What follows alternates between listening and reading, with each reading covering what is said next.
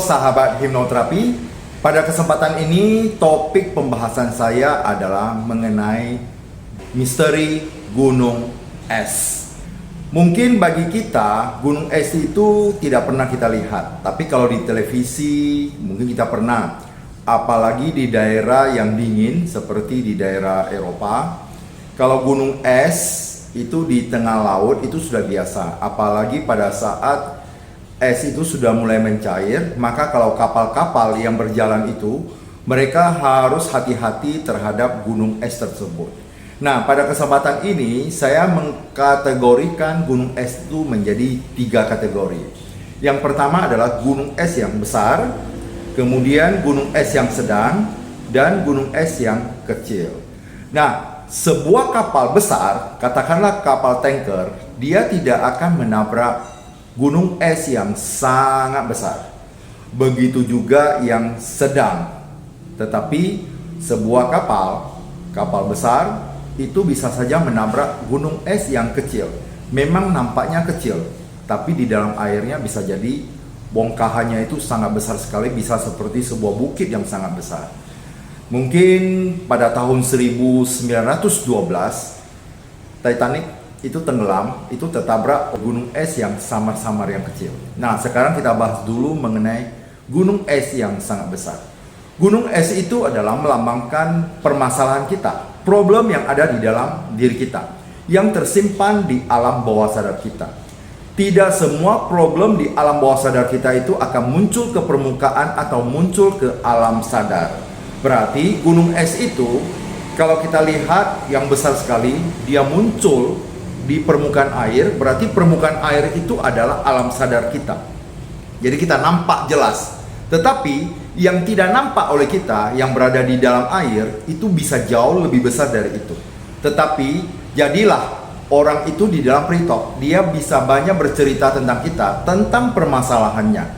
Jadi mungkin lebih gampang atau lebih mudah kita untuk menerapinya, karena sebagian besar permasalahannya itu di dalam Pritok, dia bisa menceritakan kepada kita. Sehingga ketika waktu kita menghipnosisnya, dia sudah menceritakan pada saat sebelum dihipnosis, kita tinggal mencocokkannya aja antara data sebelum dihipnosis di dalam Pritok dan dalam waktu hipnosis, sehingga kita mungkin lebih mudah untuk menerapinya. Itu yang pertama. Yang kedua adalah yang sedang.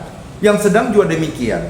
Kalau sebuah kapal besar itu nampak gunung es yang sedang, itu dari jauh juga sudah nampak. Jadi kemungkinan kecil itu kapal itu juga bisa menabrak gunung es.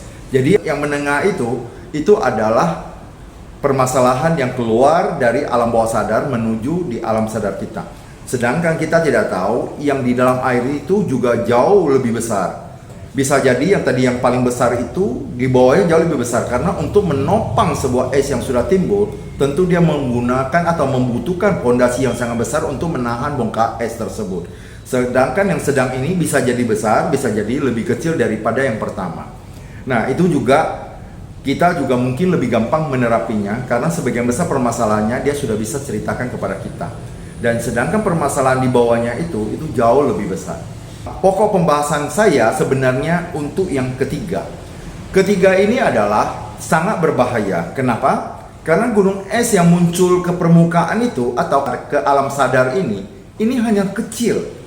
Kalau dari jauh sebuah kapal ini ibarat kita, atau kita sebagai hipnoterapis, kita melihat itu samar-samar. Kadang nampak, kadang tidak. Apalagi pada saat itu saatnya dingin, ada kabut, kita tidak nampak. Kadang-kadang dianya seperti air, kadang-kadang es, kadang seperti air, kadang es, jadi samar-samar. Dan ini yang berbahaya. Banyak kapal yang tertabrak. Es ini adalah es yang kecil, samar-samar, antara terapung dan tidak, atau yang antara terapung dan tenggelam, atau kita katakanlah melayang begitu. Ini yang sering ditabrak oleh kapal sehingga menimbulkan kerusakan fatal kepada kapal tersebut dan bisa mengakibatkan kapal itu tenggelam seperti halnya dengan Titanic. Begitu juga dalam kehidupan kita ini, kadang-kadang kita sangat sulit membedakan orang itu. Kalau seperti gunung es yang kecil itu, dia samar-samar. Dan juga kalau itu dibawa kepada manusia, kadang-kadang manusia itu teman kita, dibilang baik, tidak. Dibilang tidak, dia baik. Dan berhati-hatilah dengan tipe orang seperti ini. Karena orang seperti ini, dia mengerti tentang kita, dia bisa selalu dekat berada kita, dan dia tahu betul kelemahan kita. Di sanalah dia bisa menghancurkan kita tanpa kita ketahui secara perlahan-lahan. Makanya kalau kita bergaul dengan orang itu, betul-betul kita harus cermati dengan secermat-cermatnya, sehalus-halusnya harus kita cermati apa motif orang tersebut. Begitu juga kita di dalam hipnoterapi, orang-orang yang datang nampak masalah itu harus kita cermati betul-betul, betul dia tidak bermasalah. Maka kita harus telusuri semuanya, karena kita tidak bisa mendapat informasi banyak dari dia.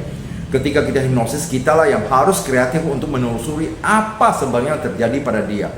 Ya, agak gangguan-gangguan sedikit-sedikit yang timbul, yang sangat mengganggu aktivitasnya sehari-hari. Makanya kita harus mencermatinya, bagaimana menerapinya sehingga dia bisa terbebas dari permasalahan-permasalahan itu. Kepada para sahabat hipnoterapi, bersama saya Sahari dalam channel Sahari Hipnoterapi dan Luar Biasa.